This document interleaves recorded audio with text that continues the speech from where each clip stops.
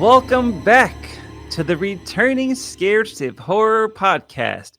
I am your host, Doug Plemetello.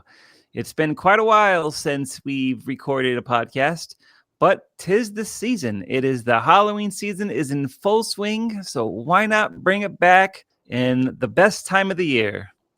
So, without further ado, we have a very special guest, a returning guest. We have Miss Molly Gazay, star of Halloween Candy. Welcome, Molly. Hi, Doug. Hi, everybody. Yeah, so, what have we been up to lately?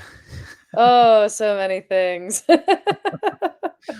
Yeah, so it's been quite a while since we talked at all about what we've been up to. First of all, Halloween Candy is streaming everywhere. Go watch it on Tubi. Yeah, we are all over the place. We are on Tubi, we are on Amazon Prime, on a bunch of YouTube channels, and rated and unrated versions. That we have Fossum, Momentu, a couple horror specific, like the Chilling app. It's everywhere. Oh, yeah. Oh, I didn't tell you this. So I went to recently an event, and someone came up to me and they were kind of acting weird, like I was gonna bite them or something. And later on, they messaged me on Instagram and they said, "Hey, I'm so sorry. Like, I was acting weird. I just wanted to reach out to say hi. I saw you on Halloween Candy and I was a little starstruck. So I'm sorry if I was acting weird." Wow. Oh, that is And I really was like, cool. "Oh, that's so sweet." Oh, that's awesome. Yeah. Yeah, it's cool. Me and Molly, we have done some appearances. We've done podcast appearances where we did watch alongs, but we did a paranormal convention over the summer. So fun. Met some fans, introduced some people, some new fans. It was really a cool experience. I'll say for me, I'm sure you're the same way. The whole experience of Halloween Candy has been a lot of fun. Oh yeah, no, it's been fantastic. I mean, it has been a dream come true being able to be in a Halloween movie, which I've always wanted to do. So I'm really excited, and it's been super fun, and getting to see people's reactions to the film, or checking it out and being like, "Oh, like what's this all about?" Especially at the Paracon convention, that was super fun. Getting to talk to them about it. And handing out adults candy is always nice. They're like, "Oh, yes, I'll have that. I'll have that. I'll have that." Oh yeah. Yeah, free candy and free Halloween candy stickers at our booths whenever we promote the movie. Oh, yeah. So cool. So if you hear that we're at a convention and you want a snack, come find our booth. We have a variety, and Doug gets the best chocolate candy, I will say. Yeah, I don't go cheap. Only the best for our fans. It's true. People were like, "Can I have this one and that one?" I was like, "Yes, yes, you can have as much as you want." Oh yeah. One funny thing, I had walked away to throw something out, and I came back and somebody was housing the candy. They were filling their bag. Oh, And I was no. like, "Oh hey, help yourself." It's like, maybe just leave a few for everybody else. But It was like Halloween when you leave the bowl out. Take one, you know. it just They goes to show you, like, adults are just tall kids. definitely. But it's all good. That's what it's there for. I want people to enjoy. A Absolutely. little treat to bring home for when you watch Halloween Candy on Tubi. That's right. Or Amazon Prime. Oh yes, Or YouTube. absolutely. Yeah, wherever. If you have a Fire Stick or a smart TV or a phone, you can watch our movie. Just type Halloween Candy movie into Google. It will pop up. And Oh then yeah, write us a nice review. yeah, absolutely. That they go a very long way. It's true. And if you, not a lot of the YouTube channels will tell you if it's unrated or not. But a little pro tip: if the movie is an hour 24, that is the unrated version. And if it's like an hour 18, it's been heavily edited. If you're young, if you have small kids, you want them to watch a Halloween movie that doesn't have a lot of questionable content, you could put on the hour 18 version, or some places it's an hour 20. So it's a little bit for everybody. That's so funny. My goddaughter is 10. Her name is Isabella, and she loves horror films. And she watched the straight uncut version. She was like, "This is fun." I was like, good on you, Isabel. Yeah. I would have been scared out of my mind at your age. Oh, is Isabel? Is that Tori from the Isabella? picture? Yeah. Yeah, yeah, Oh, so Isabella is my goddaughter out in California, and she was the photo in the first movie, where I'm in the kitchen looking at it. That's her. That's She plays Tori in the photo. and she didn't realize till she watched the movie. That's pretty exciting. Yeah, it was so cute. I was like, I kept it a secret for as long as I possibly could, and when she saw it, she was so proud. She was so Aw. excited. She's like, "I'm in a horror movie." Oh, that's cute. Yeah, it was so Yeah. sweet. Yeah, it was so And neat. and before we move on to what else we've been working on, I want to just hit up our year and a half long hiatus. Why the show disappeared for a little bit, and it's kind of I was finishing up editing the first movie. And the podcast was kind of taking up more time than I thought it would. So it was actually kind of taking up time when I should be editing the movie. So I decided, hey, you know what? I'm going to take a little break, a couple of weeks off so I could finish the movie. And then a couple of weeks, turned into much longer than that. It's kind of like when you don't go to the gym. Once you've worked the gym out of your schedule, it's really hard to bring it back. So same thing with doing the podcast. That is so true. Yeah, and I'm so bummed. I remember because we started the podcast November of 23, and I was so excited to have the show for the Halloween season. All these cool things we could talk about. And the Halloween season came and went last year, and I didn't do a single podcast. So You were working on the movie. It made sense. I know there's so many hours in the day, but Yeah. so I'm thinking going forward, that it won't be a weekly show. I think it'll be kind of like a special event show. I'll take specific, maybe once a month, or if there's something happening, maybe we do get back to weekly. It's just I gotta make sure I could build it into the schedule, and because I don't want to just do it and be like, yeah, we're back weekly, and then not do the show. Yeah.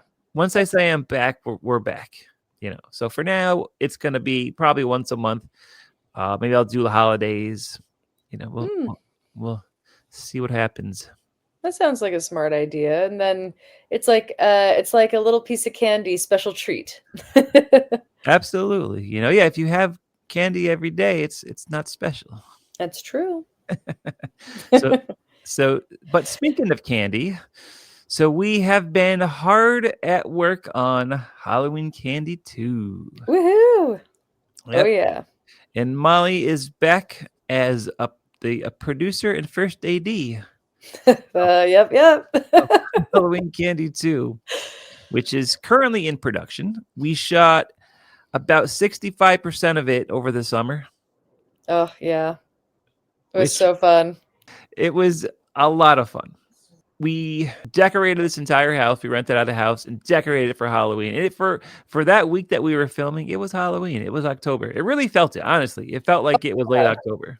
It totally, I mean, because everything was decked out in Halloween decorations. Everyone was in costume. It wasn't. I thought it would be much hotter, and it actually wasn't. It definitely felt like it was a fall, like crisp 68 degrees most days. Or at least it felt that way in the house. Jeez Louise, we couldn't figure out how to turn that AC Oh off. It was gosh, so cold. I know. So I don't know how it felt outside, but inside it felt like fall. It was always so bizarre. Not to give too much of the magic away, but I remember, we'd be in the house. Literally, it would look like it was moonlit, and we had our Halloween lights. And then you open the door, and you're blasted with the sunlight, and it's like, you forget that it's 2 in the afternoon, and it's the summer when you've completely blacked out the windows of the house, and it's in your head it's Halloween. Then you're like, whoa, what is this? What is happening? It's so true. It felt like a vampire who was like blocking out the light, and you open a door and you're like, Yeah. it's so funny. And I think people are going to love it. It's coming along. I gave Molly a little sneak peek before we went on air of a couple scenes. So good. Yeah, I think people will dig it. We had some tremendous actors and actresses involved, and everyone involved was fantastic. It really was an incredible experience. Oh yeah. And it's something that didn't hit me till afterwards. I was so delirious. We didn't sleep. Let's just put it that way. Here's another tip for filmmakers that are listening. I didn't sleep for like 3 days. I had less than 4 hours of sleep for 3 nights in a row. So by the time we got to the filming day, I was exhausted. Hmm. Bad idea. Oh, bad. So bad. Oh man, I was tired. So I did have an amazing time, and somehow I got through it. Molly was super helpful. Everyone involved was amazing. We had a We're great crew. amazing, amazing crew, and cast and crew were just a dream to work with. Oh yeah. And I think everyone knew how exhausted I was. What? And No. I don't know if everyone went easy on me or what, but like it could have been, some people could have pounced on that. But you guys were great, I tell you, I never slept quicker from when we finally put our heads down like at 3:30. Honestly, I Oh. would sleep virtually instantly. We would have like after shooting from like 7 a.m. to 3 a.m., we would have our meeting and kind of revise the next day's schedule, like barely Hmm. keeping our eyes open. But we've got a really awesome movie that's in the oven right now, Hmm. and it's definitely going to be worth it. Oh yeah, the whole cast and crew worked their asses off, and like everyone's performances are definitely going to shine. It's much bigger than Halloween Candy 1. It's like there's a lot more characters. You get to meet my daughter, not telling you too much. But I wanted to tell you that. Um and you get to meet some of their friends. And then their parents. It's going to be really, really fun to watch and kind of see how it all unravels. Because it's a Halloween movie. It's going to unravel. Yeah. And it's great. So we're all friends here on the show. Everyone listening is probably going to watch part 2, so we're not giving anything away. Yeah, So for those Eagle Eye fans of the first one, characters that were mentioned that were never seen, we get to learn them. We get to meet Liza's ex-husband Scott and his that bitchy new girlfriend. those bastards. Who, by the way, of course, like Mara McCann, who plays Rachel, who stole my husband, is actually one of my really, really good friends. So it's kind of fun. Yeah. And it's just one little sneak preview just for people to be excited about. We have a central conflict is Candy, played by the incredible Amber Rothberg. Hmm. Just knocked everything out of the park. Every last line was just amazing. Such a good actor. So she has, as we mentioned before, Liza's daughter, who was on the fridge, Hmm. is now grown up. Played by Annalise Curry. Yeah, the two of them, both of them, actually everybody was just amazing. I don't want to Oh like yeah. single anybody out, but like honestly, I'm blown away whenever I'm watching the performances, the editing it. It's just like, oh my god, these people were incredible. Oh yeah. Every single solitary one of the performances in this are just incredible. Like, and just a bunch of young individuals who really, really kicked ass. Yeah, So I think you're gonna love it. But yeah, I mean the central conflict is really with the Tori and Candy, so Annalise and Amber's characters. So I can see why you're like, oh yeah, because they are the central conflict in this particular piece. So makes sense. yeah. So maybe, unless you haven't watched part 1, maybe I shouldn't give it away yet.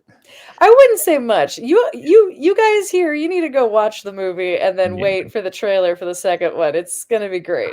so excited, so So excited. excited. Yeah, Keep them on their toes, Doug. Keep them on their yeah. toes. So by the time this airs, I should have the first screen grabs posted. Ooh, So that'll be take, fun. take a look at the Halloween Candy movie Instagram and the scared_stiff_films Instagram. Yeah, yeah. And I gotta change. No, I guess we'll just keep it Halloween Candy. movie, because they're both movies. I was like, maybe I'll change the Halloween Candy movie, but it's already the tag on everything, so we'll be fine. Anyway, Okay. sidebar. Yeah. Great. Well, we have a special episode today. We are going to discuss the TV specials of Halloween. Yes. And we're not going to do a full history, scholarly approach to Halloween television. But I always find, holidays are very personal to people. So I want to talk about our personal experiences with, we'll do an overview of the TV Halloween specials for television, but I think it'd be important just to go over what it meant to us and some of our favorites. So there's been Halloween themed or scary themed episodes of television shows, since the 50s. A lot of times they wouldn't actually do a Halloween episode, but they do a scary episode. Like I remember the Brady Bunch had one when they were trying to haunt the house to try to scare potential buyers from buying the Brady Bunch house. Like Saved by the Bell did one. It was a murder mystery that aired around Halloween, but it wasn't really a Halloween episode. But I know that Halloween television shows really blew up in the 80s. You've always had like your special, like you had your Great Pumpkins, you had your Garfield Halloweens, but I find the late 80s with the Simpsons Treehouse of Horror, Roseanne's Halloween specials and Home Improvement really brought Halloween more so bigger into a mainstream audience. It's always been a popular holiday that everyone knew about, but I felt like your casual people really got introduced to it, or they really saw how special it could be from some of these television specials. What were some of the television specials that you watched growing up that were Halloween related? I mean, so a lot of my stuff was in the 90s, and I don't honestly, I remember watching like more of the TV shows that were Halloween themed or like spooky. So like Are You Afraid of the Dark was like huge when I was growing up. And Rugrats had one about their dogs. I remember it was for people who don't know, Rugrats was a Nickelodeon TV show about a bunch of kids, like babies, that would go on these like adventures and stuff. And they had one about the family dog getting like accused of doing something like in the garage. But Tommy, who is like the main character or one of the main characters, was like adamant about Spike being innocent. Um, and he was convinced it was caused by a monster in the garage. So it kind of takes place on Halloween, and they do this like sleuthing. So like I remember that. Like I said, Are You Afraid of the Dark?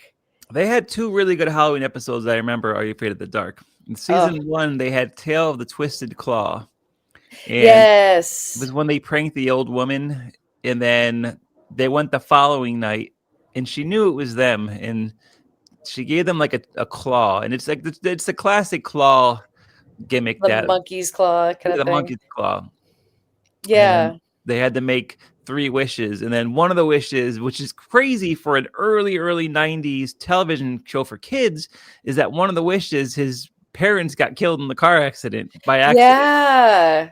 Yeah, that was scary. I And was then, like legit scared of my parents getting in a car for and like then the weeks. dead grandpa came back as a zombie. Like it was pretty intense. It was. I mean, they always had like really good ones, but yeah, that one was like extra spooky. And then they had the Tale season 3. They had Tale of the Midnight Ride, and it was, I don't remember that one. yeah, some kid moved to Sleepy Hollow, and it was pretty much a modern tale of it. It literally was a Headless Horseman. It was like a modern retelling of No. Legend of Sleepy Hollow, but Sleepy Hollow existed, and so like this was like 100 years later, 200 years later, and some kid had to do the same path that Ichabod did. It was Oh, pretty. wow. It was pretty cool, and I will say the whole series was shot in Canada, but Yeah. the high school they selected for Sleepy Hollow High actually looked pretty similar to the actual Sleepy Hollow High, a Oh, big brick interesting. building. So I kind of appreciate it. I don't know if that was done purposeful or if it was coincidence, but Probably. It was probably done on purpose because I feel like sleuthy people would be like, Sidebar, I'm going to Sleepy Hollow for the first time ever on Friday. Very Oh, excited. wow. I'm just gonna Yeah. miss you. I'm gonna be there on Sunday. I'll miss you by a couple Uh, days. yeah, It's we a almost went on Sunday. That would have been funny. cool. It's pretty cool. They have a lot of fun activities. I think a lot of the activities are at night, but there's still things to do during the day. You can go to Washington Irving's Sunnyside. That was like one of his summer home, and you could tour his house. Oh.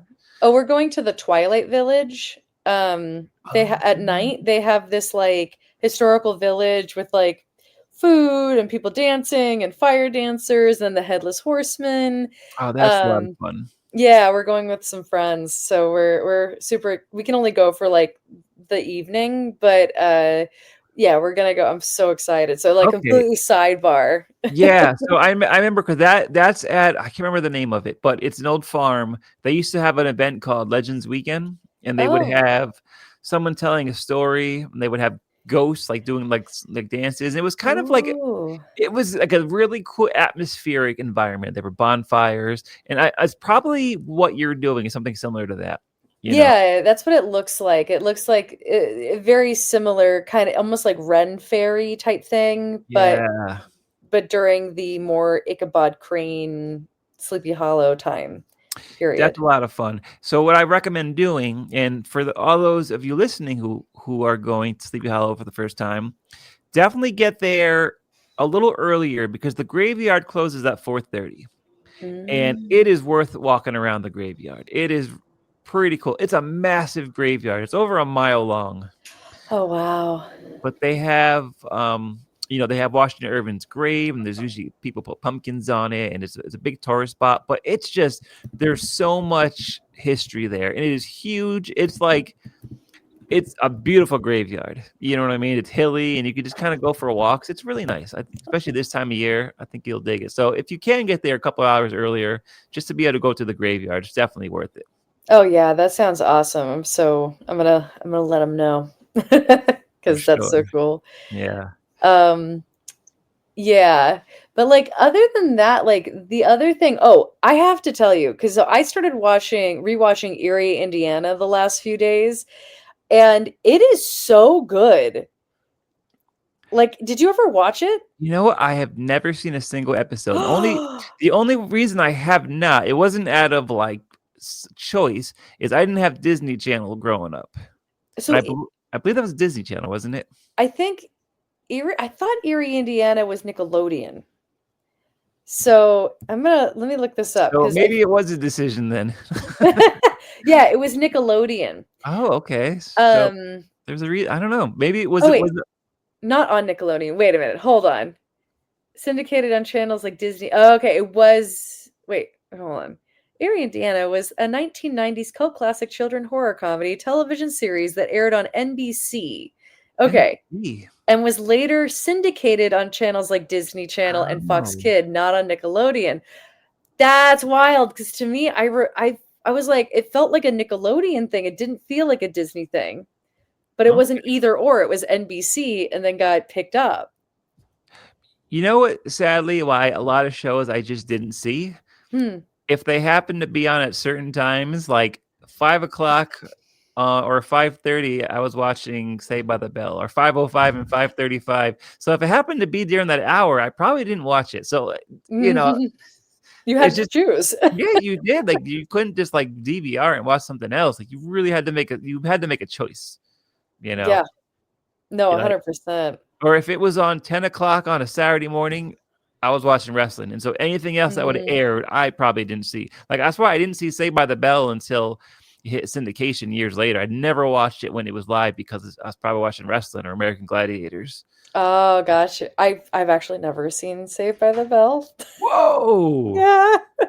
It was Holy a little moly. older for me, and then I never got into it. I wanted like X-Files. I was all into the X-Files. I was all into Erie, Indiana. I was into the shows that were not like I know we're talking about like Halloween specials, but like I never really watched the show. I was also homeschooled. So like I wasn't allowed to watch a lot of these things growing up. So I watched them later in life when or I would have to sneak them. So like Erie, Indiana was one I had to sneak in Mhm. from my parents so that they didn't see me watching it. Or Are You Afraid of the Dark? We were allowed to watch things like Star Trek, but not, which I don't think ever had a Halloween episode, by the way, now that I think about it. You know what? It's interesting because I've heard of how all these like top 10 lists I always watch over the years. Didn't they have some episode of Star Trek when it was like some little creatures, and they always refer to that as their Halloween episode? Wait, Like, they think that's the little like fuzzy things in yeah, the original? I've heard of people refer to that as their Halloween episode for whatever reason. Because you know what? What? Also, if you think about it, in the 50s, one of like the go-to Halloween costumes were like aliens. So Mm. maybe that's why that was referred to as their Halloween But episode. so that would be the Tribble, Yeah, the yeah, yeah, Tribbles. yeah. And That was, yeah. this is I've never seen it, but I've always heard Oh, of I that love that referred to episode. as it because it was the atomic age and everyone was worried about this stuff. So like, Wow. so I don't know. That's so funny. I would never think of that as like a Halloween episode, but Yeah. I guess it's the closest thing that would come to it. So you know what? That goes back to my Brady Bunch example when they didn't really a lot of shows didn't really do like full out Halloween episodes. They did stuff that would Mm. air Halloween time, like murder mysteries. Even Benson did one. I remember when everybody was like dead. Like the like people were, but they weren't showing dead bodies. They turned to dust. And it ended up being like Oh. someone's nightmare. So like that, but that wasn't like a Halloween episode, but it was their scary episode. Or even Little House on the Prairie did like a nightmare episode. When I remember Mm. this image that scorched in my brain is Mr. Olson like as a vampire. Oh, But they weren't Halloween episodes, but it was like what they would air in October. interesting. Yeah.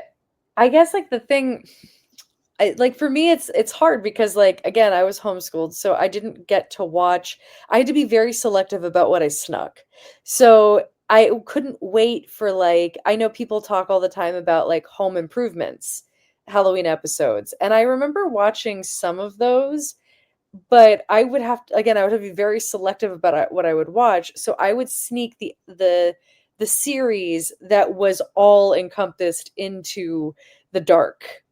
um, Right. so like, the Addams Family, like reruns on Nick at Night. Like I was really into those. But yeah, did you ever watch the Home Improvement? Uh, Oh yeah. I loved Home Improvement. Yeah, they are in my short list of the best Halloween episodes on television. ooh, that's cool. They really went all out on their episodes. You know, just like every little like pumpkins and candies and costumes, like every little trope related to Halloween, they would fill in there, and they were all very unique. You know, Mm-hmm. so those always get me into the holiday spirit whenever I watch the Home Improvement Halloween specials. You know, same thing as Roseanne. They really went all out. I want to say I'm not like saying this as the scholarly on the subject, but in my opinion, like the Roseannes were the first ones to really go all out and make it an actual like annual tradition of doing a Halloween episode. Like a lot of shows, they had like one Halloween episode, but well, I guess Roseanne came out like their Halloween episode came out the same month as The Simpsons Treehouse of Horror. So I'm not sure which one actually came on, Oh. but those two coming out in the same year, and they did every year was appointment viewing when Roseanne or The Simpsons had their Halloween specials. And Mm-hmm. I feel like they kind of like that 1989 is when that really started as being a tradition versus just like kind of like a one-off episode.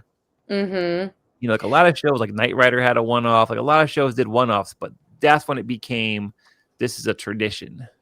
Yeah, I remember kids talking about The Simpsons, and again, I didn't see it until I was in my 20s. So, I remember hearing people talk like, "Oh, I wonder what they're going to do this year. Oh, I wonder what they're going to do this year. Oh, I wonder what they're going to do this year." And because I was never able to see it, I was like, "What are they talking about? What is The Simpsons?" Like, and it wasn't until my sister Shannon introduced me to it, and I was like, "Oh my god, I love this! Like, I am obsessed. I love the green aliens that like come Kang and to. Kodos. Oh my god, they're so fun. Yeah. They're my favorite, and I love when they bring them back into their episodes. Dude, I tell you, yeah, they're in pretty much. I think they hit every single Halloween episode, and it's gotten to the point now. I know last year there was two separate Treehouse of the Horrors for The Simpsons. Like they're starting to do multiple per year because it's probably their most watched episode. Like Wow. I finally trailed off on The Simpsons. Like I was, die hard. I have the first like 20 seasons on DVD, and I Oh kind of wow. off in the last decade, but I still watch the Treehouse every year. Because it's so good, and like I love how they bring in like pop culture from that year. Like I remember they did one with like the Upside Down from Stranger Right. Things. They Yep. bring in a lot of like relevant stuff. Um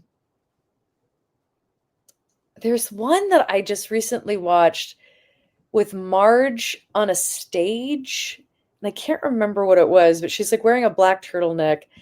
And I think it's from that same. I like. Fuck. Never mind. I can't remember what it was, but like, yeah, they bring in a lot of relevant stuff from the year, so it's cool that they're starting to do more episodes throughout, like you're saying, throughout the year with the Treehouse of Horror because there's so much pop culture, and I'm really curious what they're gonna do this year. Yeah. I Do you wonder if have they're any gonna do some favorites? Severance. Possibly. Uh It is so hard to pick. I think like the one that stuck out the most was like the baby being like Satan or like a spawn of Satan. Like that one really stuck out to me. But it's so hard. It's so hard. Yeah. I think the ones for me are, the Easy Bake Coven, which was in season 8 when like Marge they go to Old Springfield, which is kind of like a retelling of like Salem witches. And then there was the Time and Punishment when Homer breaks the toaster and then he starts time traveling. Oh yeah. And there was the Shinning, which was freaking amazing. That was their Shining spinoff. Oh, that one was good. That one's very Yeah. good. Then Homer Cubed is when like this was 1995 when Homer goes into another dimension and he actually comes out as a CGI character. Picture that was the same year as Toy Story, so it wasn't like it was still a novelty and an amazing achievement. So I remember being that, and then Homer actually enters the real world. He leaves that dimension, he enters the actual real world, and he's walking down LA. It was really, really cool. Oh, that's awesome. Yeah. Ghost. Sorry, my dog is barking. Hey, stop, Bubba. Cameo. Yep, there's Ghost. Fitting name. I like it. I know, right? So, and he lives up to his name. Yeah, I wish I could like. Ah, God, it's so there's so many, and I feel like I've had to like kind of binge watch them, so they all kind of blend in. Yeah. But the one that I just remember is Maggie having superpowers and like basically being the spawn of Satan and trying to like save her family. Like that's the one that I remember the most, like that stuck Interesting. out. There had to have been a newer one because the first 20 or so, like I know like the back of my hand. A lot of the newer ones in the last 10 years, I don't think I've rewatched them. I saw them when they aired. Mm-hmm. Like the first, especially like the first like 10, I've rewatched those so many times. There's the one when they go to like when it turns out that Maggie is an alien and Marge was impregnated by Kodos. Oh yeah. And they go to the Jerry Springer show. Like honestly, some of these are just amazing. Oh yeah. Yeah. No, they really are. Oh, okay. So I figured I remember now. Okay, so it's so Maggie becomes evil, and she's possessed by a demon, and she is like an accomplice to a murder spree, and there's like a fight club type of situation. It's like a fight club parody kind of Oh, a thing. okay. I don't remember that one. I'm sure I saw it. Yeah. It's probably in like the newer stuff. Oh, you know what? And then she's like revealed as like a alien, with a more sinister Hmm. like reason for being outright evil. Okay. Um, that was what it was. Yeah. You know Okay. what's cool? It took The Simpsons about 25 years, but one thing they did a treehouse every year, but they actually never had an episode until like 2014 of what do The Simpsons actually do on Halloween. So they had Oh. a separate Halloween episode that year. They had their treehouse, but they also had an episode about Halloween on Evergreen Terrace and what do they do? You Oh, know, that's interesting. yeah. So that was a fun one. These are all on Disney Plus, so like it's worth looking these up. They last year they had a collection when you could just watch all the tree houses, but I don't they don't have the collection this year as far as I know. Uh, oh, you know what else is a one I watched all the time as a kid, and I guess you could technically consider this a special. It's not like from the 90s, but The Great Pumpkin, Charlie Oh yeah. Brown, like classic. Oh yeah, that is I tell you, the look of it is beautiful. Oh You yeah. know, they have like the purple skies and just it feels like I think everyone watched it as a kid and I think whenever anybody watches it, it brings you right back.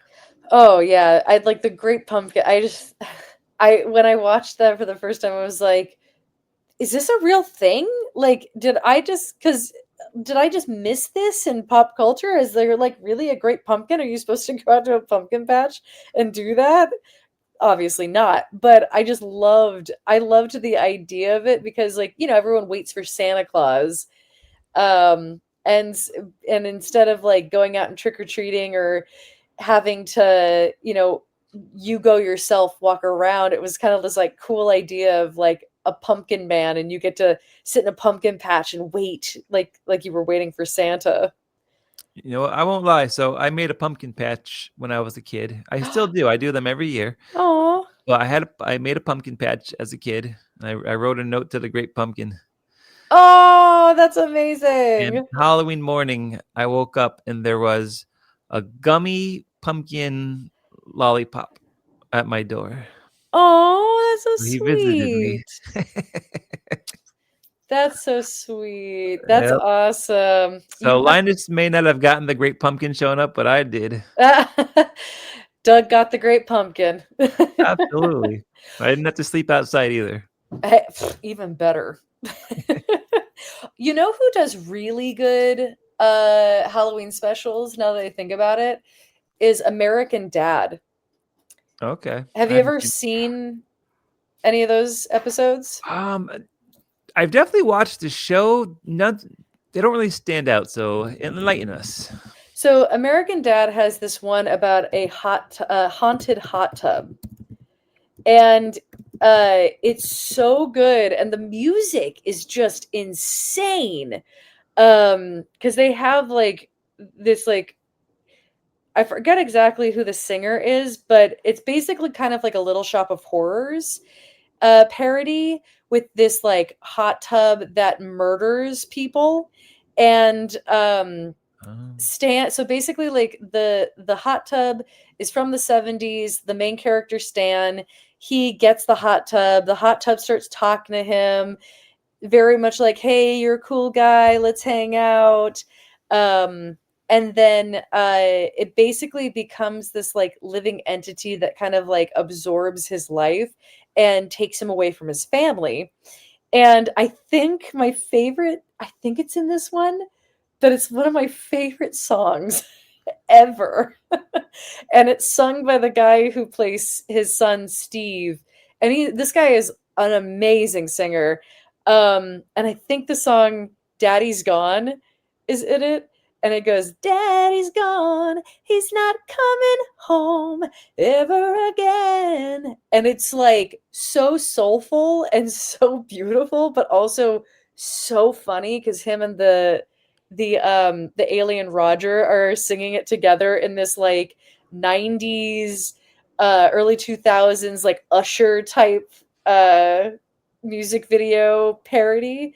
It's so good. And so it ends up being that Stan gets absorbed. He like and his wife comes home to find him just having crazy sex with all these women in the hot tub, and then the hot tub tries to eat her. And then Stan, I think they end up dying. I can't remember exactly what the ending is, but it is so good. Um, I cannot tell you how good it is, and I definitely think people should watch that episode. Cool. Yeah. And those who didn't know until just now, Molly is a singer as well. Oh yes, yes, yes. I'm That like was I with no can't warm ups explain. either. I'm a singer. I Yeah, write dark pop rock. Go check it out. nice. Speaking of music, did you by any chance check out Disney did a couple Halloween specials in the 80s. One was Monster Hits, and it Mm. was pop songs. You had like Thriller and Ghostbusters and like Bad Moon Rising, but done to like music videos of their cartoons. Oh no, I didn't see that. That's cool. So, like a lot of music, like Sweet Dreams from the Eurythmics. I learned from watching this Disney's Halloween special. Wow, I had no idea. It they don't it doesn't exist anywhere, probably YouTube, only because I'm sure having all these musicians in there, like Ray Parker Jr. and all these people, I'm sure like it's a rights issue is probably a nightmare. So like Oh yeah. you probably won't see it on Disney Plus, but like it's on YouTube for sure. It's worth checking out, Oh, I'll definitely have you to know. check that out. So like that's why I always say that like so many things are personal to people, like are very subjective. So for me, a lot of these songs to me are Halloween songs that nobody else would think of them as Halloween songs, only because as a kid watching it on Disney's Monster Hits, and that's the only time. That's how my introduction to a lot of this music that traditionally aren't considered like even Halloween songs, but Mhm. you know. No, I could see that. And they also did Disney's Halloween Treat was another one, Oh, and okay. it was kind of a clip show. Like they would show scarier scenes from different movies. Like they would have, one of the chase scenes from the Dalmatians movie, and they would do Hmm. Snow White eating the apple, and then they ended it with like a scene from Sleepy Hollow, which was really cool. Oh, cool. I used to love that. Can I? Okay, so I have a story. So I used to love, and my dad used to love Ichabod Crane and like the Headless Horseman and stuff, right? So when Sleepy Hollow came out in theaters, my dad was so excited to take me and my sisters, and we go. And for those, spoiler alert, but for those who have not seen Sleepy Hollow with Johnny Depp and Christina Ricci, Christopher Walken, the opening sequence, a guy like gets his head chopped off and there's blood everywhere. So my dad takes us under the, because it's Disney, he thinks like, oh, it's gonna be like the cartoon, and it's not at all. Not So at all. not at all. So my dad freaks out. He's like, oh no, are you sure you guys want to sit? And this is how you can tell that we were always meant to be Halloween people, because my sisters and I are both like, all three of us were like, yeah, that was so cool, Dad, let's keep watching. Little do we all know that it gets worse and worse and worse as the episode or the movie goes. But I just remember the horror and also kind of like pride on his face. And then he takes us home afterwards and he goes, okay, we got to watch the cartoon now so you know why I thought that this was an appropriate movie for you guys to see. So I actually saw that movie before I saw the Ichabod Crane and Oh, Toad. interesting. Yeah. Uh, See, what I loved about they do one little reference in that movie to the cartoon when Ichabod's going over the bridge and you hear the frog saying Ichabod. yeah. I I love that. love I'm so excited to see that included in there. But yeah, that movie was great. It was like it. they designed it over they designed the look of it over the Hammer horror film. So a lot of it is like it's not Mm. black and white, but it's desaturated. But the blood was very vibrant. So the red blood really stuck out over all the backdrop. So It most certainly did. and no two deaths were the same in that movie. You No, know, yeah. considering everyone gets their head cuts off, it's all done in a very unique way.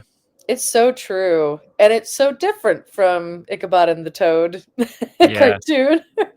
And one of the best kills in that I tell you, is probably I think my favorite death in that is when the horseman can't enter hallowed ground, Oh yeah, it's so cool. so he takes the part of the fence and shoots it through the guy's chest and pulls him out. Oh, Yeah. so good. That's called out of the box thinking. Really, that really was like a masterful movie. I actually watched it last week. Oh, I, you that, that's did? that's one of my yearly rewatches. Yeah, I have to rewatch that one. Um, we usually watch Hocus Pocus. Oh yeah. That one's a classic. What else we Oh, we recently, sorry, I know we're segueing, but I just watched The Blackening. Hmm. That's a new horror comedy on Netflix. That was really good. And then we just watched Scary Stories to Tell in the Dark. I think is what it's called. Based on there's like this book series that it's based on, and Guillermo del Toro was a part of the production of it. That was really good too. And that's just straight up horror. Were you the age of Halloween Town? Did you catch those in your youth? No, it's like I was in this weird age where Halloween Town was a little too, by the time I was able to kind of curate my own watching, I was a little too old for that. But then I was a little too young to watch certain other things. I was in like a weird space. Like I said, a lot of my Halloween special stuff is like the modern Sabrina the Teenage Witch.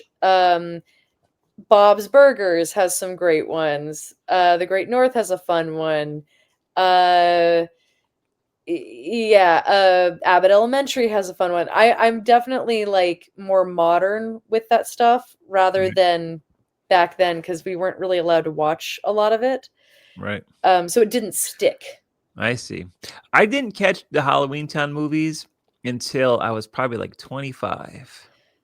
And I don't even know honestly, them.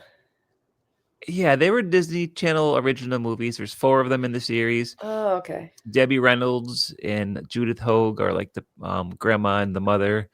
And Kimberly Brown is like a witch that she's turning 13 and she hasn't started her witch training.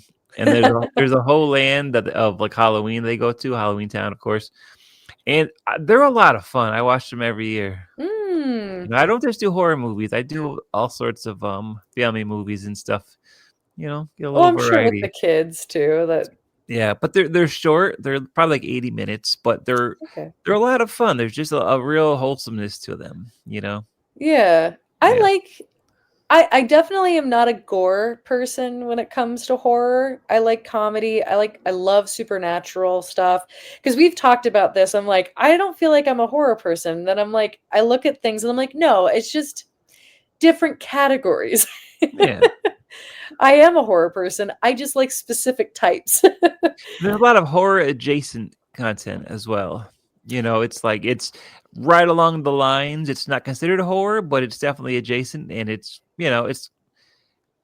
gets you to the same place, you know what I mean? Like it's kind of dark. What do you consider like a straight up horror versus like horror adjacent? So I wouldn't consider Are You Afraid of the Dark horror? Oh, interesting.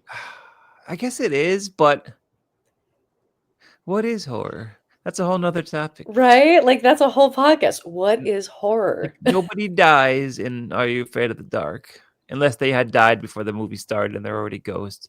But is it considered horror or is it I don't know, that's a good question. Because like I always assumed horror is like a basic blanket, and then you have like horror supernatural where someone has died and they come back as a ghost, and maybe no one dies in the film, but it's still considered horror because there's haunting and there's supernatural stuff happening, and then there's like um gore porn, which is like my least favorite, which is where everyone's dying and getting hurt and people are just killing people for whatever reason. And Okay, then so there's a million other things. you know what I could consider horror adjacent because say Sabrina the Teenage Witch with Melissa Joan Hart. They're they had by the way great Halloween specials. Oh yeah, I loved watching that show. I Yeah. had to sneak that one too. So they had the one when they had the talking doll that came alive, like Yeah. their own Annabelle, and like it's all there's witches, there's monsters. They had the one when they opened the realm and all the monsters like Frankenstein and Dracula came in. Yes. So a lot of like tropes from Halloween and horror lore, but it clearly was not intended to be scary. But they have all the elements that us horror fans love. So maybe Mm. it's considered a gateway. Yeah, so like you're saying like horror has to be scary. Not really. Well, I don't know. That's a good question. Like, say Monster Squad, that movie. Is that it's not scary, but it's would you consider it horror? Well, maybe it is scary for some people. I don't know. Well, yeah, well, and that's also a question like is the definition of horror that it has to be scary? Because if horror has to be scary, then if it's meant to be scary is different than if it actually is scary to you. So if like, Are You Afraid of the Dark is meant to be scary and it has scary elements, does it have horror elements? But or does horror have to have like it has to be scary, it has to have gore, someone has to die? Like what like I feel like this is like a whole different episode like podcast episode, but it's like what are the core things that would be a must have in a horror like a true horror film versus a horror adjacent film that would be like a part of the horror blanket but not necessarily true horror. But yeah, like think about Evil Dead 2 and Army of Darkness or horror movies.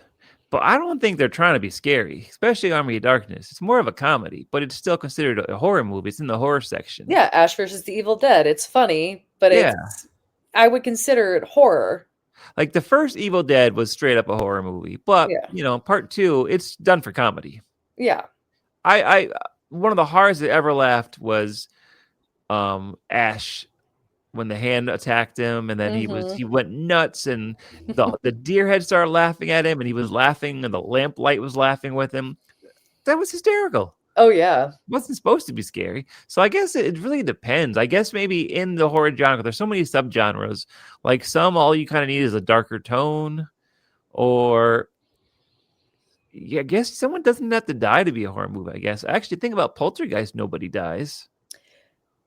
That is true. At least the original. The remake, I think they changed the rules, but the original, no one dies. Yeah, you're absolutely right. That was like one of the first horror films I ever saw at a slumber party. Oh, Yeah, we started with Poltergeist, then we went to Nightmare on Elm Street, and then we ended with Fear.com, which is very weird going from those two classics to that wow! one. One of these is not like the other. It's so not. I liked the first two. I Right. hated Fear.com. Oh man. Like you're learning a lot about Molly and her preferences of horror film. Yeah. That just the name alone. I've seen fear.com, but definitely a Ugh. product of its time. It was early 2000s and it was like internet was really bursting, it was still relatively within 5 years of most people getting it. I think it was like 2001 that movie came out, I want to say. Mm, Right? mhm. 2002 maybe around I there. mean, you would know more than I would. Yeah. So I felt like it was like hip.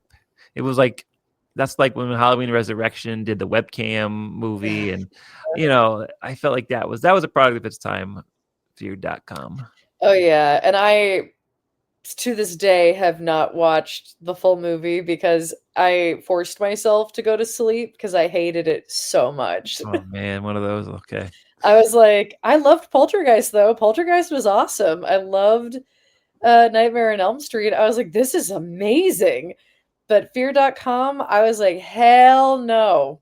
I have no desire to watch these people get tortured and while other people are laughing. I was like, this is not my jam. So I don't know how I did it, but because I have a hard time sleeping, but I forced myself. I'm very Oh proud. my gosh, man.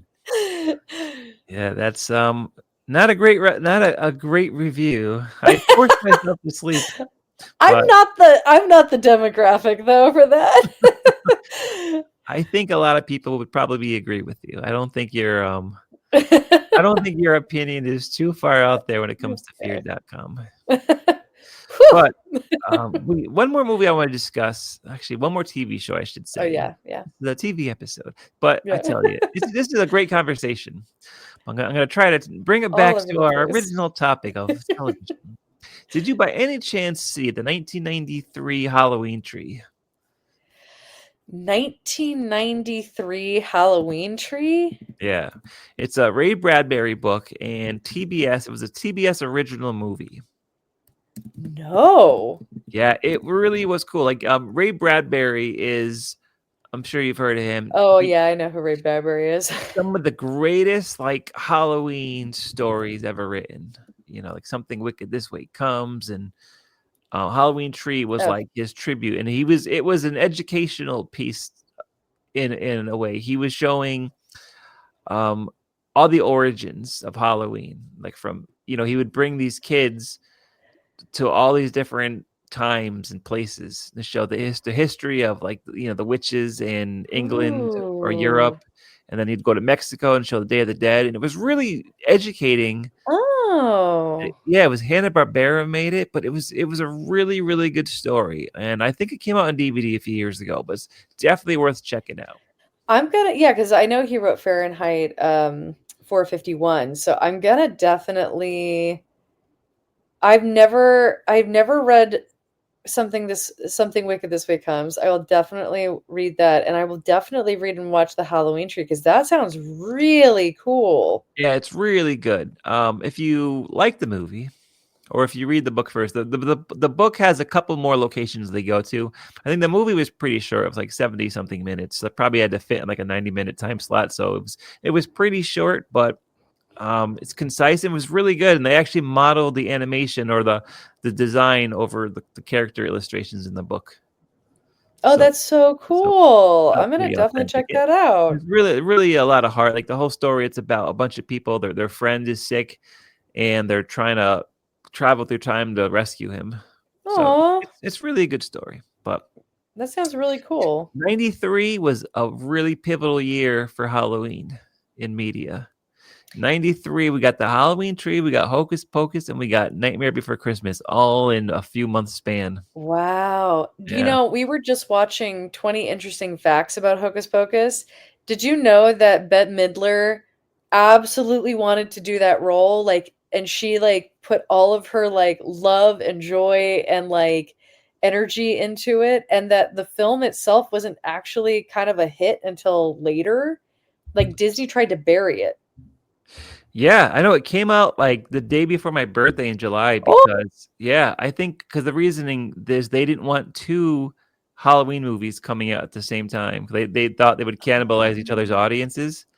So I remember I didn't see it for at least 10 years after it came out. I was, again, late. I was an adult by the time I watched the movie, Mm. and I Yeah. became obsessed with it. But like I remember seeing the trailers and I just had really had no interest. Even as a Halloween guy as a kid, I didn't have any interest in the movie, which is crazy. Yeah, I remember like they were talking about it in this video we were watching and they were like, "Oh, it wasn't scary enough for adults, but it wasn't okay enough, like it was too scary for kids." And that was so it lives in this really weird world at the time, which is funny because like when I watched it, I was like, "Oh my God, this is amazing. This is exactly what I love." But I guess at the time period, because like Halloween had came come out in what like the late like Halloween kind of became like the first like real Halloween movie is what I Like I mean yeah like 1978 Michael Halloween. yeah like the Michael Myers Yeah, stuff it was like actually the that. first movie that had Halloween in the title.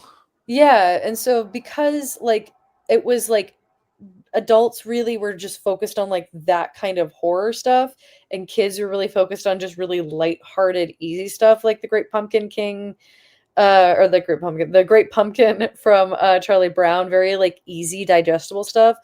They were saying that Disney had a hard time uh also placing it in a space because it just felt like it was too contrast or not contrasting, but what is the word I'm trying to look for? Polarizing for like each group to watch.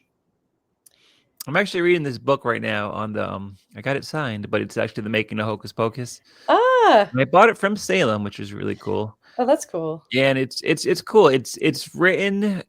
It's like not interviews, but like it'll be like a paragraph from Thora Birch talking about her casting, and it goes over, and then, like, everyone's Mm. involved in this thing. Like pretty much everyone that you see in the credits is in this book, just telling Oh, their accounts of the story. Really amazing. I should wish I remember the name of it. It's bad, but um, really good book. that's awesome. Does Yeah. it talk about the guy who originally wrote it? Because apparently they were stories. This was originated with stories that he would tell his daughter at night as like little fairy tales that he would make up for her.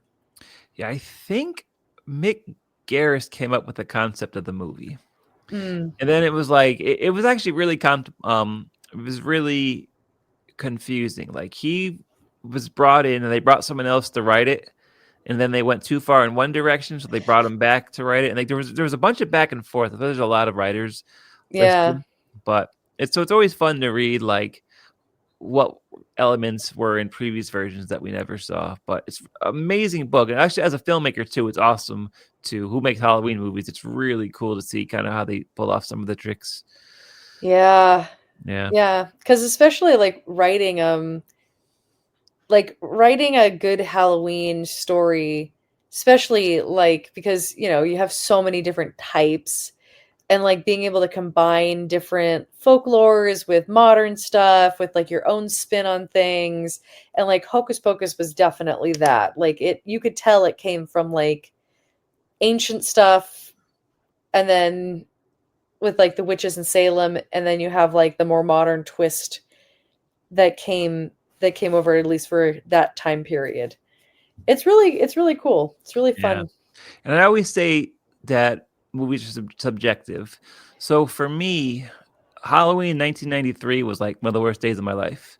I Oh I yeah. know I had someone really close to me die on that day, and it was like watching Hocus Pocus, which takes place Halloween in '93. It's like the fancy Halloween I wish I could have been in. You know what I mean? Yeah. And so that's something that, like, again, no one else would have that experience watching the movie, but for me, it's like this is what I wish Halloween was for me as a kid. You know what I mean? Yeah. That 1993. So, not to bring the conversation down, but No. you But I know, mean, but you're right. You're absolutely right. Like, I mean, how like I've said it a couple of times, Halloween for me was also not like I feel like I'm reliving a lot of that as an adult. Because like we didn't go trick or treating at all. I went once Mhm. as a when I was like 6. And then we would mostly go to like church functions and stuff like that, but it wasn't I didn't get that like, going door to door type of thing and getting to be scared or going to a haunted house or going to hay rides. I also lived in California, so there wasn't really a lot of that there anyway, in terms of like that classic. So when I watched these movies, it was like so and TV shows, it was like so magical. Like that New England feel of like the spookiness and the trees turning the leaves and it getting colder, and the ancientness of the area that you're around with all of the witch trials that happened and the spirits and stuff. Like we were so far removed from that as children that like as I became an adult, I'd go and watch like scary movie at the movie theaters and dress up, but I didn't have that really until I moved to the East Coast. And then Sean, my husband, and I started like doing the pumpkin patches and going to the corn mazes, and we're going to Sleepy Hollow because now I get to enjoy it as an adult and dress up. And it's so funny how each one of us, some like he's very nostalgic of that because he grew up in that New England type feel. So yeah, I think it's all like, Halloween really does pull out your own personal experiences and like what you were going through at the time. Oh, absolutely.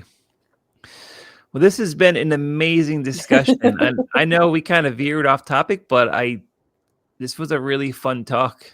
Yeah. You know, it's good to just have a topic to like get you started, and then it goes everywhere. Yeah, and I hope some people that are listening maybe were introduced to shows they haven't seen, or maybe you just haven't seen it for a long time, and maybe this helped bring back some memories of some Halloween media of old. Yeah, or if like somewhat recent. Yeah. In my case. So before we let you go, Molly, I want to Yes. remind our viewers of everyone's favorite section. We have 13 questions. Woo! Are you ready for 13 questions, Molly? We'll see. Here we go. 13 questions with Molly Gazay. What? So, what was your first Halloween costume? I was a mermaid, and my mom had built the dress, and it was the only time I went trick or treating. And I thought that when my mom brought out the hot glue gun and the sequence, that she was going to hot glue the sequence to my face. Oh dear. So I hid and I ran. Oh, that's great. Nothing beats the homemade costume from your parents. Oh yeah, I was so terrified she was gonna hot glue that stuff to my Ah, face too. I was like, funny. I no, hate Halloween. I'm not doing it. I don't want to do it. I don't want I don't want the candy. to. I'll just stay here. I don't want to get hot glued. Uh, that's sweet. Yeah. All right. Favorite Halloween candy? Oh, people are gonna hate me, but I love Smarties, and I love candy corn. I'm not gonna lie. Dude, I love candy corn. You know what's really Oh, good? hmm. I have a little mix that I made. And I hope people try this. I Mm. take Count Chocula cereal, mix it in with vanilla Greek yogurt, and top it with candy corn. An amazing concoction for the fall. All right, you heard it here. Copyrighted by Doug. I'm not claiming any health benefits or even if it's good for you, but it's tasty. It's a yearly treat. I remember my sister worked at a store called Candy Candy in the mall, and it was like this big candy store. And she Mm. called me, "Hey Doug, what candy do you want?" I could have said any candy, and I said candy corn. She's like, "Candy corn." She brought me candy corn, and I loved it. They were probably like, "Yes, please take it." Yeah, I don't know. I love it. I don't. That's good. That's good. yeah. How about least favorite Halloween candy? Tootsie Rolls and Tootsie Pops. I don't like. I don't like those. You know, this is the hard stickiness to it. I just I like good chocolate, and it's just not like it doesn't have it has like a bitter like a bitter sour taste to me, and I'm just not into it. Okay. I'm not, to be fair, I am not a huge sugar person in general, but yeah, like Tootsie Rolls, Tootsie, I don't like yeah, just nothing Tootsie. I don't know what it is about it. I just don't like it. Okay, What understand. about you? My least favorite. Ah, I'd have to think about that. I guess the one thing that was always weird they would hand out is the wax lips. Oh, I've never had those. I wasn't sure what I'm supposed to do with it. Do I eat it or like you know what I mean? Like I just was always confused by them. But you know, there's also that childhood nostalgia of having that weird cinnamon wax in your mouth. Oh, so is it just wax that tasted like cinnamon? I don't know. It was like you would bite down on this little piece of wax and you would have like either big lips that were made out of wax or vampire teeth, and it was kind Oh. of tasted like cinnamon, but it was just wax. I was always confused, like, am I supposed to chew on this? Like, I was Oh. always very confused, and it was probably gross because if you use it more than once, especially as a kid, you know it's probably getting Oh yeah. dust and God knows what else is on it, Tons germs. of bacteria. I had this, oh my God, now that I think about it, I had these wax vampire, like it was like lips, but then it had vampire teeth on it. And I would every year I would pull out of the Halloween box and put it on. So that thing was probably gross, Ooh. collecting attic dust. And Ooh, that's my gross. mom probably finally saw it and threw it out. She was like, "This is from 4 Halloweens ago. We still chewing on it." Yeah, I was always been very confused what to do with that. Yeah, that sounds I've never experienced that, and I don't know if I would have wanted to. Yeah. By the way, I have to point out for those because this is not recorded. Doug was making a very weird like teethy face while he's trying to explain what wax teeth were. He's like, Yeah. how do I say this?" I don't know. Do they still make those? I assume they do, right? I have no idea. We got something called we have to stock up in our neighborhood for because like we have piles and like zombie hordes of children that come into our neighborhood to trick or treat, and we have something called unicorn poop, Ooh, and we're gonna give that out. okay. That and sour candies. We are that house. Cool. Yeah. What is unicorn poop?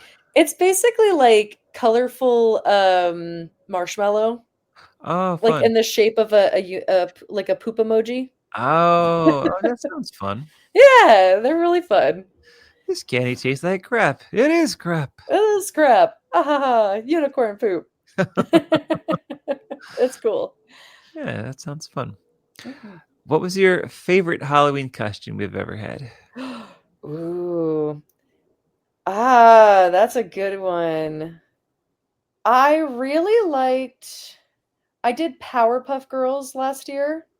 Oh, nice. That was cool. I was Buttercup, the green one. No, Buttercup, no.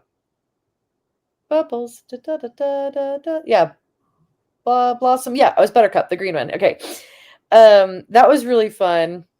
This year I'm going to be Mystique from the comic book for X-Men. Cool. And that one I think is going to probably be my favorite one because I'm painting I have like yeah, I'm doing it all and I'm very excited. But yeah, I'd say like Buttercup was probably my favorite.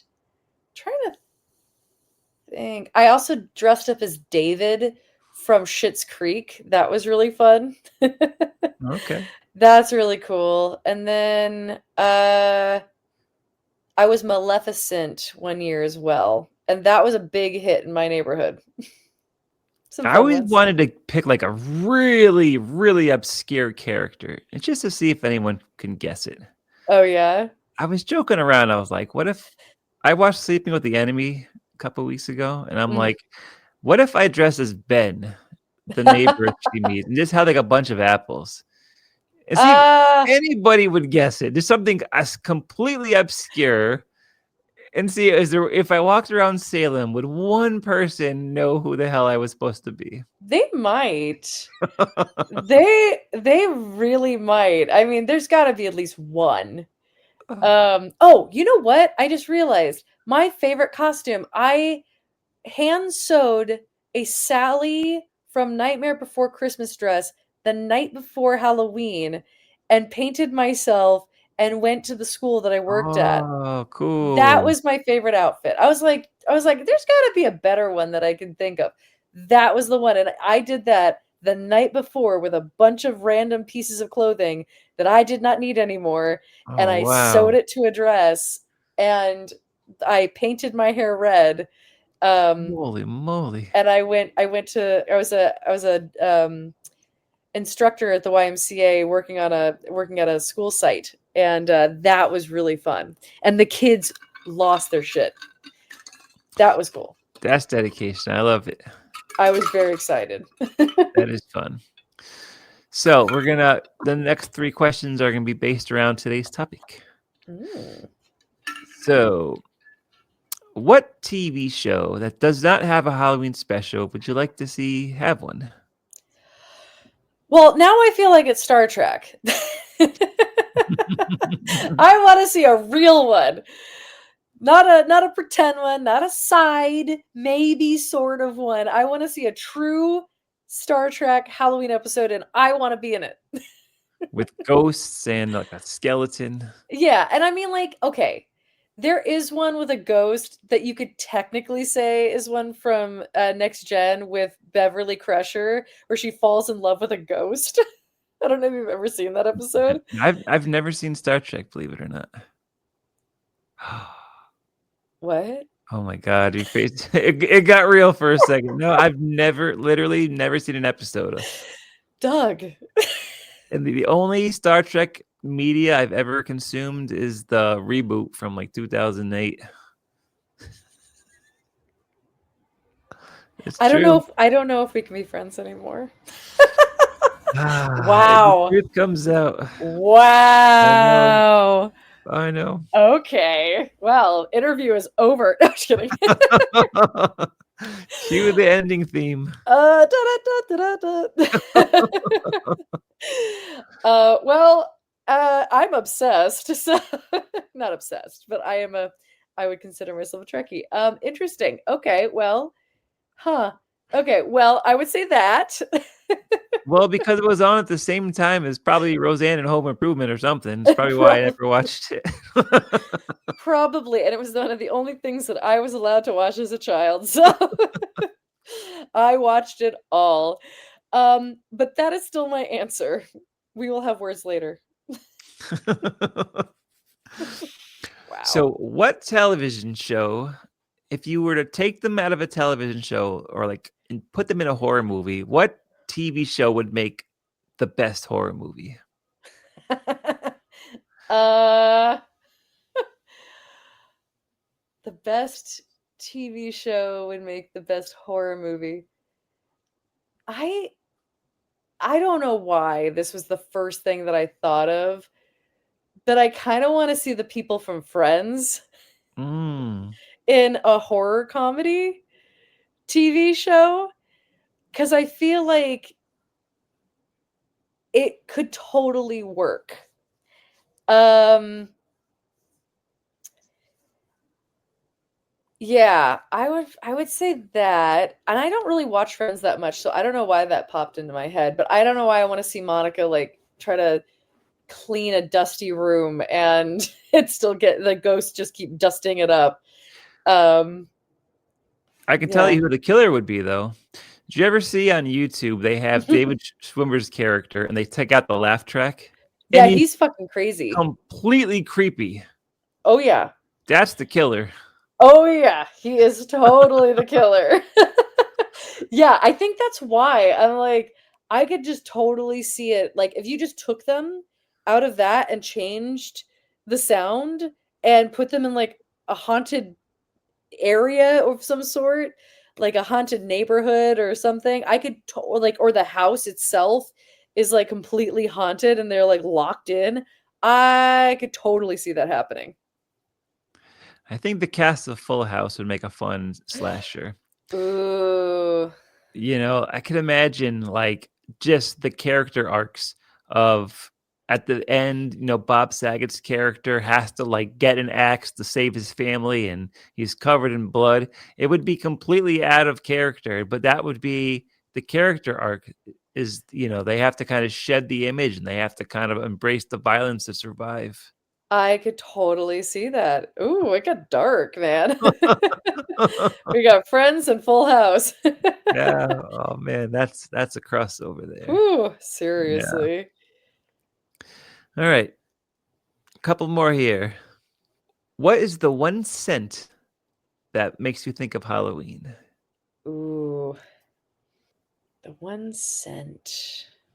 I mean, I think it would be like wet leaves. Yeah.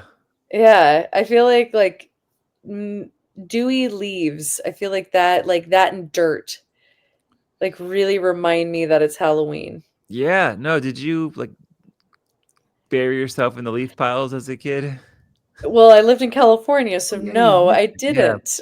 But you're right, though, But 'cause that specific scent, they should make a candle for it. That specific seriously, scent of leaves and dirt really only exists in a there's a specific scent that comes off the leaves when they first fall yeah. that can't be replicated any other time of the year.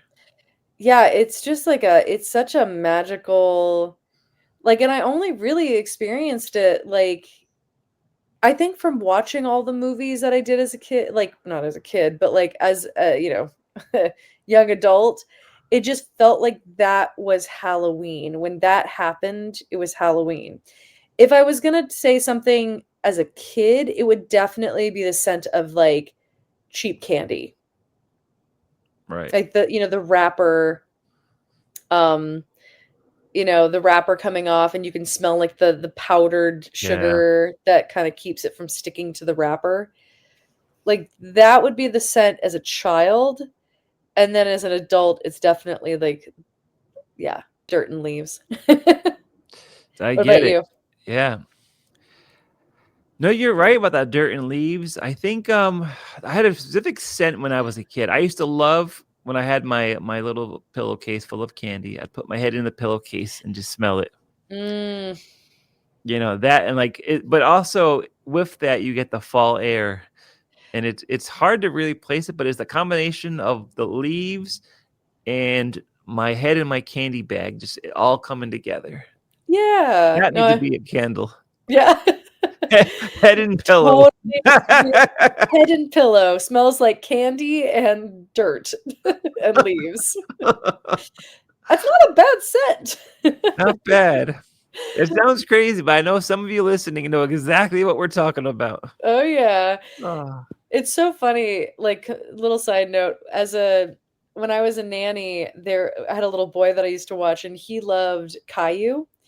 And Caillou would always like they had their Halloween specials for Caillou, which is like a kids show, and they would always talk about like all the magic of Halloween with the leaves falling and all this other stuff. And not like California, we didn't have stuff like that. It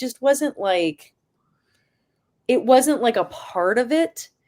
Like because the seasons it gets cold, but it doesn't get as cold as it does over here on the East Coast. And I lived in the desert for a little while too, so it's just a different yeah, it's just different than like watching Caillou jump in the leaves and like roll around in them. And as soon as I came to New York, I was like, I get it. I get it, Caillou. I understand now what this magic is, dirt and leaves. yeah. And it's interesting because I not the poo poo on someone else's celebration, but I remember I went to a convention for Halloween in California back in '03, and it feels different. And I kind of missed the East Coast Halloween. Oh yeah, it's not poo-pooing on it. It is different. Like it's nice and but it's not the same. It doesn't have the same, at least I don't feel like it has the same magic. And I'm a Californian. So, I felt like it was kind of it's just different. Yeah. Nothing beats like taking off your rubber Halloween mask while you're trick or treating and then that cold air just kind of beating on your face. You Uh know, so good. that's awesome. Yeah.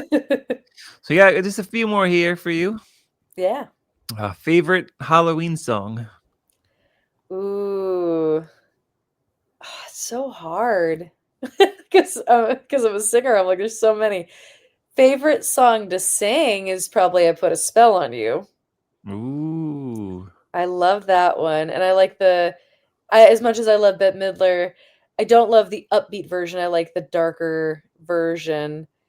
Um, and then like to listen to, I like Disturbia by Rihanna. That one's a fun one. But yeah, I think I Put a Spell on You is the classic in Okay. my head. Cool. Yeah. How about you? Well, I'm not the guest here, so I don't need to answer this. Ah. Okay. I don't know. I guess there's a few. I guess it really depends. Like from a movie, I like, of course, other than like the Halloween soundtrack, which is amazing by John Carpenter Mm-hmm.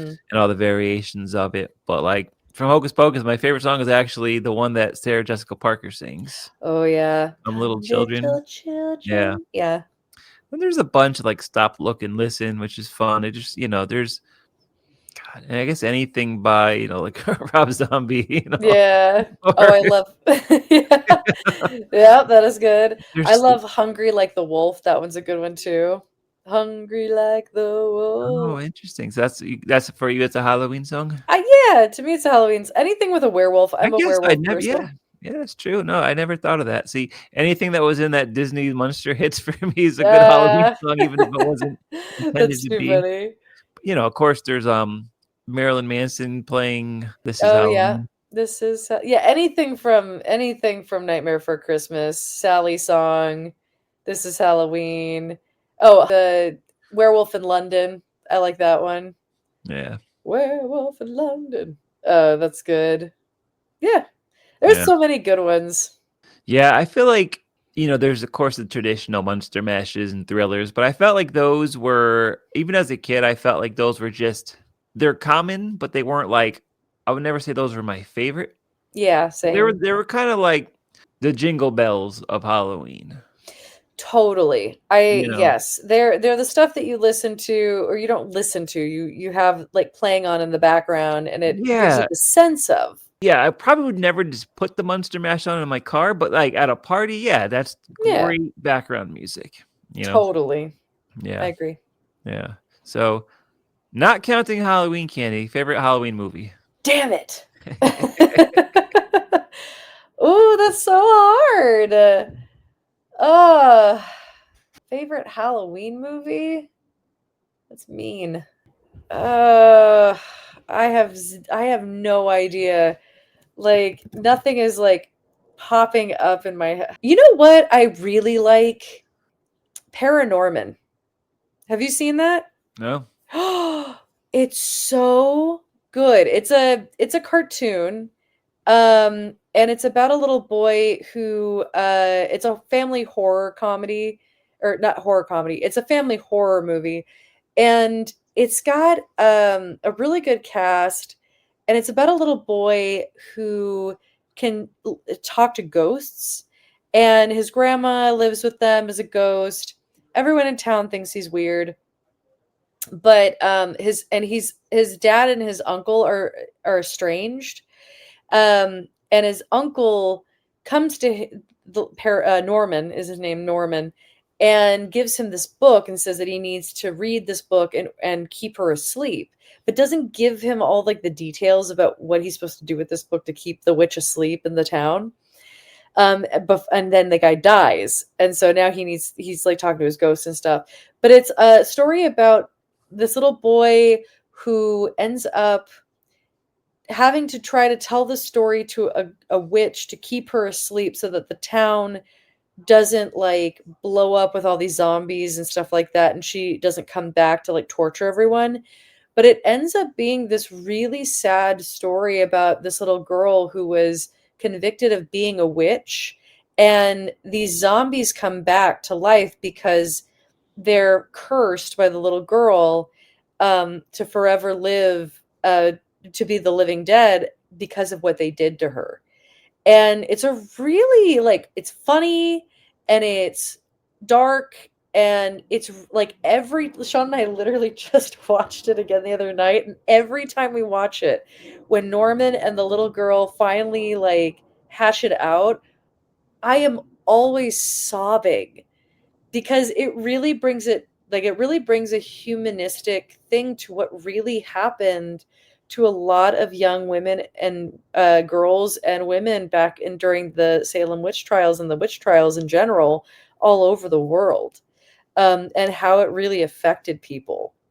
um, so I love that movie for those I'll reasons. have to check it out. It's so good. And you can watch it with your kids. So, circling back, I finally found my answer to what I mean by horror adjacent. Ah, okay. Lay it on me. Beetlejuice. A movie, Oh, I love that movie. it's not a horror movie, but it's got so many tropes and so many characters, and the whole setting, it's about people getting ghosts coming back to haunt the house. So, like, that would be considered horror adjacent. Oh, okay. You All know, right. give me a little bit to think about it. Like Adam's Family too. It's not a horror movie, but horror adjacent. The characters are scary. They're dark. They're trying to kill the baby in part two at Yeah, least. You know what I mean? Like it's true. Lurch is practically like a Frankenstein monster. He most certainly is. So Yep. yeah. So it took me a little bit, but that's kind of what I meant. I kind of want. I guess when we were talking about TV shows, I kind of went blank. But now Oh, no that worries. I guess that's more horror adjacent is more suitable to movies. I feel like. Makes sense. You Makes know what I mean? sense. Yeah. Yeah, because like Santa Clarita Diet is one of my favorite TV shows, but I would consider that horror because she's a zombie eating people and they kill people. But I don't know, some people might consider it horror adjacent because it's also a comedy. Right. Yeah. That's Anyway, conversation for another night. yeah. So we have two more in your 13 questions here. Then I'll let you go. So you can watch some more Halloween TV shows. Woohoo! Favorite Halloween tradition?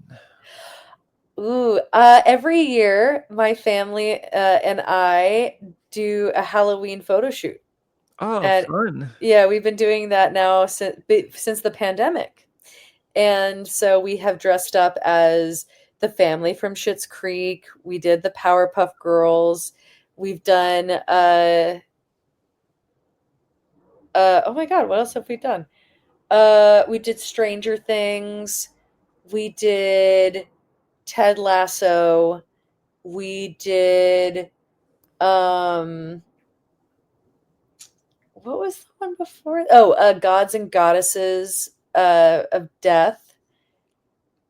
So yeah, we've done like a few, and then we also do it for our Yule holiday card as well. But that's my favorite tradition. It's a good tradition. Thanks, I'm very excited. This year's X-Men, so Ooh, fun, yeah. fun. Your final question in our game. Best Halloween memory. That would be the year that I met Sean. Oh, Yeah, so my husband and I had our first date on Halloween. get out, really? Yeah, we did. Oh, wow. I was in a show called Zomburlesque, and we closed a few days before, and I had met Sean on OkCupid, and we went on like an initial date, but our like real official date was Halloween, and I invited him thinking like, oh yeah, why don't you come over and hang out with me and my friend? And I didn't think he was gonna do it. Like I was like, come on, like you probably want to go hang out with your friends. And he's like, okay, I'll come over. And I was like, what? And he dressed up. I had like on the sly had said like, oh, you kind of look like Fry from Futurama. You should totally dress up like him. And he came dressed up as Fry. Wow. And he brought me flowers and we hung out. We watched Zombie Land, which is also one of my favorite Halloween movies. And that was when we first kissed.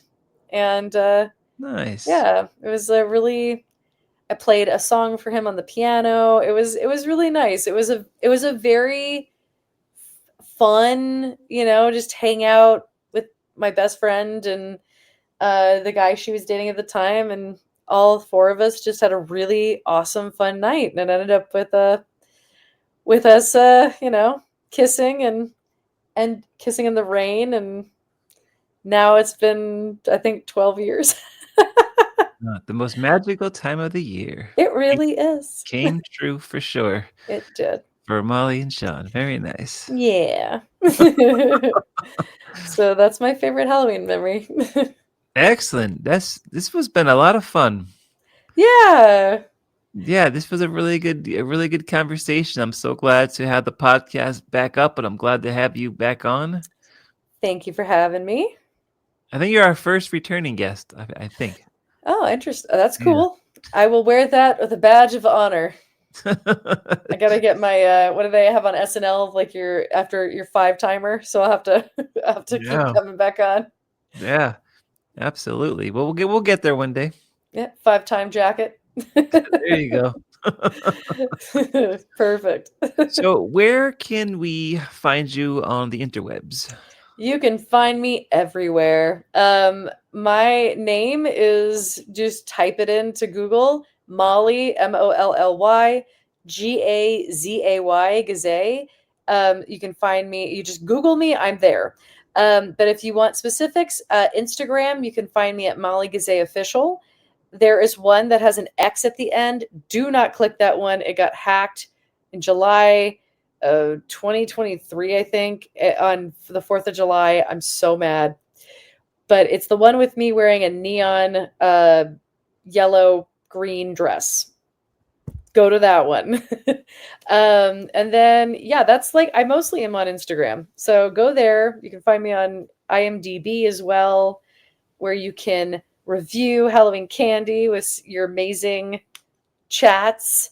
And yeah, and then if you want to see my acting work, just type my name into Google.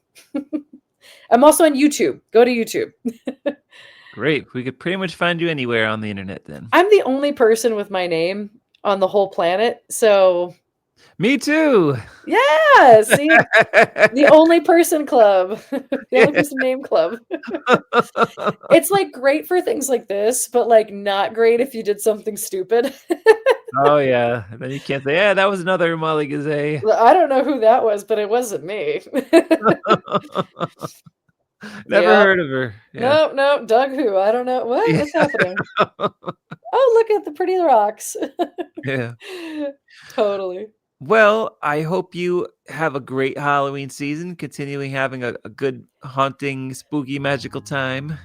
Thank you. You too. And I want to thank everyone for tuning in to our return episode.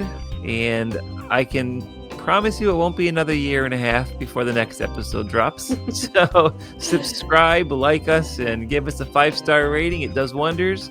Oh, Thanks for tuning in, and have a happy Halloween, everybody. Happy Halloween. Ooh.